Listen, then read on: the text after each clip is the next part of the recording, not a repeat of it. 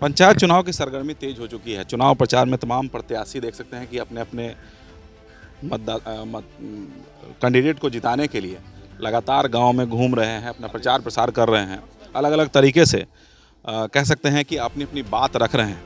एक प्रत्याशी अभी हमारे साथ मौजूद हैं, रमेश कुमार चौरसिया। ये जिला परिषद से यहाँ खड़े हैं।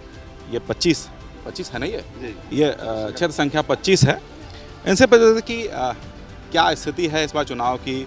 पहले भी आपने चुनाव लड़ा है और इनकी जो छवि रही है एक बिजनेसमैन के रूप में रही है। पहले भी आप चुनाव लड़ चुके हैं। क्या स्थिति है, क्या लगता है आपको इस बार जनता का कितना सपोर्ट मिल रहा है? जनता का पूरा सपोर्ट है अपने पास। क्यों, आपको ऐसा क्यों लगता है? मुझे ऐसा लगता है कि जो आज तक वोट देते आए हैं, जिनको चुनाव में सदस्य अपना बना के लाए हैं, जो भी परिषद से आया है, उनकी शिकायत रही है जनता की कोई भी आदमी आज तक देखने नहीं आता है, जीत के जाता है। आज वो मेरे को फेस करना पड़ रहा है, वो सुनना पड़ रहा है, कहीं आप तो ऐसे नहीं है। आपके ऊपर भी तो एक बिजनेसमैन का दाग है, तो कहीं ना कहीं बिजनेस अर्थ को देता है और सभी पूरी दुनिया जो अर्थ के पीछे भाग रही है, तो लोग के दिमाग में ये भी तो आएगा कि चुनाव अगर जीत के जाएंगे तो आप भी फिर बिजनेस करने चले जाएंगे, उनको देखने तो नहीं आएंगे। अर्थ मेरे लिए कोई मायना नहीं रखता, अर्थ औरों के लिए होगा। मैं जिस क्षेत्र में काम कभी भी किया हूँ, आप बिजनेसमैन के रूप में जानते हैं, कैसे जानते हैं हमको बिजनेस रूप में, कैसे हैं हम बिजनेस में। आप जानते हैं कि अच्छे बिजनेसमैन है, कैसे बने, लगन तो होगा बिजनेस का। तो आज समाज का है, और समाज में जब भी कोई काम होता है उसके लिए टीम वर्क सबसे बड़ी ज़रूरत होती है। एक विज़न होता है हर इंसान के पास, उस विज़न में क्या होना चाहिए, नहीं होना चाहिए, और विज़न के प्रति बिंग, अलग अलग बिंग बना के वो काम करता है। मेरे लिए समाज आज बिंग है। बहुत किस तरीके का विज़न लेकर के चले हैं इस बार? चूँकि जिला परिषद जो क्षेत्र होता है काफ़ी लंबा चौड़ा, कह सकते हैं कि एक मिनी असेंबली कह सकते हैं, हाँ विधानसभा कह सकते हैं उसको।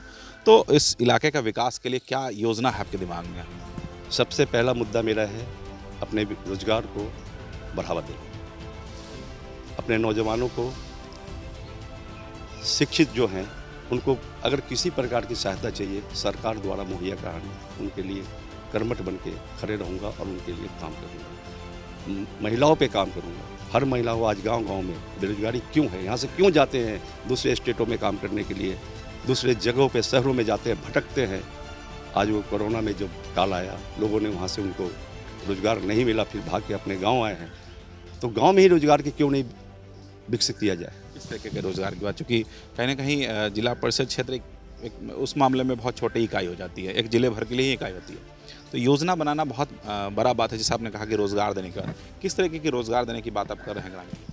पहले तो सबसे पहले जो भी हमारे बेरोजगारी है हमारे यहाँ, उनको दूर करने के लिए जो गांव का हिस्सा होता है, गांव में हाट बाज़ार, कहीं प्रशिक्षण केंद्र, कहीं सुविधा मुहैया कराना, रोजगार के लिए जनरेट करना, उनके लिए मेरे पास विज़न है और मैं वो करके रहूँगा। सैकड़ों कौशल विकास केंद्र चल रहे हैं, अलग अलग तरीके के वोकेशनल कोर्स चलाए जाते हैं, शुल्क वाले भी, निःशुल्क वाले भी, अलग अलग तरह के बहुत सारे कोर्सेज हैं। तो वो लोग तो चल ही रहा है, फिर आप नया क्या करें? सर, जो भी चल रहे हैं आप भी देख रहे हैं कि कैसे चल रहे हैं, और मुझे पूरी ईमानदारी से उसे चलाना है, उनके साथ मिलके चलाना है, समाज के साथ मिलके चलाना है। समाज की आवाज़ इतनी बुलंद होती है तो उसके सामने उनके हक के लिए लड़ना, उनका अपने हिंदुस्तान में ये तो प्रजातंत्र है, वो लड़ सकते हैं, लेकिन उनके पास इतनी दबा के बैठे हुए हैं, इतने लोग आते नहीं, प्रतिनिधि जो जीत के आते हैं उनका क्या काम है? वोट मांगना, केवल यही काम बचा है, और 5 साल में मिलना, ये तो नहीं बचा है ना। उनका कर्तव्य है कि जनता की जो भी परेशानी है या जो भी सरकार द्वारा चल रही है योजनाएं, उसको सही समय पे सही जगह पे लाके उनको देना है, प्रशिक्षित करना है। आपके यहाँ अपने समाज में कोरोना काल में सरकार के लिए सारी मुहैया थी, क्या जो भी पंचायत में जो कुछ आया है उसके वास्ते कुछ बांटने के लिए, कुछ सैनिटाइजर, कुछ मास्क, क्या बटा है समाज में पूरी तरह से? चोरी हुई है? नहीं, चोरी नहीं हुई है, लोगों तक पहुंच नहीं पाई, कुछ लोग पहुंचा नहीं पाए। आपकी जवाबदेही है, महिलाएं कहाँ जाएगी? आपके उनके घर में वो लाने नहीं जाएगी। पहुंचाने की जिम्मेवारी बिल्कुल सरकार की तो है ही। पहुंचाने की कहीं ना कहीं की जिम्मेवारी जो है वो पंचायत प्रतिनिधियों की भी तो थी। वही है, सरकार ने दिया है, लेकिन अपने जो प्रतिनिधि है उन्हें एकजुटता के साथ मिलके काम करना चाहिए, और उसमें उनको भागीदारी देना चाहिए, प्रोत्साहन करना चाहिए कि आप ऐसे करें। चुनाव से पहले तो ऐसे बहुत सारे वादे किए जाते हैं, जैसे आप कह रहे हैं तमाम कैंडिडेट इसी तरीके की बात करते हैं, लोग आप पर भरोसा क्यों करें? सर, मैं वादा नहीं करता हूँ, मैं करके दिखाऊंगा। और ये मेरा विज़न है, मैं इसीलिए आया हूँ, एक विंग बनाऊंगा समाज के प्रति। एक और चीज़, चूँकि जब भी चुनाव आता है आमतौर पर लोग अभी जो इन दिनों कुछ दिनों से ट्रेंड चल रहा है, जातिवाद कहीं ना कहीं राजनीति में बहुत हावी हो गई है। तो एक जातीय समीकरण के आधार पर लोग चुनाव जीत हार के फैसले पहले ही कर लेते हैं।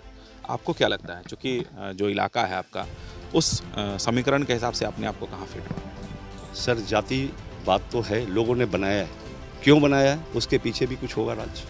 मैं जमात की बात करता हूँ, सब मेरे लिए बराबर है, सबके लिए काम करना चाहिए। और ख़ासकर महिलाओं, बुजुर्ग जो हमारे वृद्धा हैं, माताएं हैं, पिता समान हैं, उनकी परेशानियाँ, या नौजवान बच्चे हैं, उनको शिक्षित करना। आप ये भी अभी आपको बता देते हैं, सरकारी स्कूल हैं और प्राइवेट भी स्कूल हैं, लेकिन बच्चे जिनका शिक्षित होना चाहिए वो हो रहे हैं या नहीं हो रहे हैं। वो जनप्रतिनिधि देखे, हर वार्ड का सदस्य देखे कि हमारे यहाँ कितने बच्चे हैं, वो क्या काम कर रहे हैं, और उनकी माताएं, अगर माताएं के पास कोई लाचारी है, काम पे लगाते हैं तो लाचारी क्यों है, और उस बच्चे का भविष्य क्यों बन रहा है या बिगड़ रहा है, उसके प्रति काम करना। सर, जब नींव होगा ना सर, सब ऊपर। मतलब प्रायोरिटी पे महिलाएं और बच्चे और बुजुर्ग, ये 3 प्रायोरिटी में होंगे, और युवाओं को काम के लिए विशेष तौर पर उस पर ध्यान दिया जाएगा। देख सकते हैं, इनका कहना है कि महिलाओं पर विशेष ध्यान दिया जाएगा, बुजुर्गों पर और बच्चों पर। कुछ महिलाएं भी यहाँ बैठी हैं, बहुत सारी महिलाएं बैठी हैं। कितना भरोसा है, थोड़ा सा बताइएगा, कोई आदमी कितना भरोसा है, कितना सेवा करेंगे? उम्मीद है कि आप लोगों की सेवा करेंगे? हाँ, सेवा करता है, उम्मीद है ही नहीं। क्यों, आपको ऐसा क्यों लगता है? अच्छा लग, ठीक है, जीता थी। हाँ, पहले ही से पता है आपको? हाँ, पता है ना, सारा लोग इनके पर ढुलल है। दुलल है। क्या लगता है आप लोग, ठीक है? हाँ, ठीक है। आप लोग को कैसे लगता है कि आपके लिए बहुत बेहतर काम करेंगे? हाँ हाँ, जी जथिन सब गोटा था, उनके पर ध्यान दे ले लोग। ध्यान दे ले। हाँ। का है का है की मैंने इनका से की लगाव जे इनका पर ध्यान दे ले। गांव के आदमी। गांव के आदमी। तब देख सकते हैं, इनका कहना है कि इनको पूरा भरोसा है कि ये चुनाव जीतेंगे। हालांकि ये तो चुनाव बाद ही पता चलेगा, रिजल्ट के दिन ही पता चल पाएगा कि क्या स्थिति होगी, लेकिन लगातार अपने अपने इलाकों में जनप्रतिनिधि घूम रहे हैं, चुनाव प्रचार कर रहे हैं, और इस तरीके से अपनी अपनी बात मीडिया के सामने, जनता के सामने, पब्लिक के सामने रख रहे हैं, ताकि पब्लिक उन्हें वोट करे और वो अपने अपने विज़न के साथ फील्ड में है। रिजल्ट में क्या होगा ये तो भविष्य की बात है, लेकिन फिलहाल चुनाव की सरगर्मी काफ़ी तेज चल रही है। कैमरामैन रतन के साथ विकास आनंद, वैशाली न्यूज़, हाजीपुर।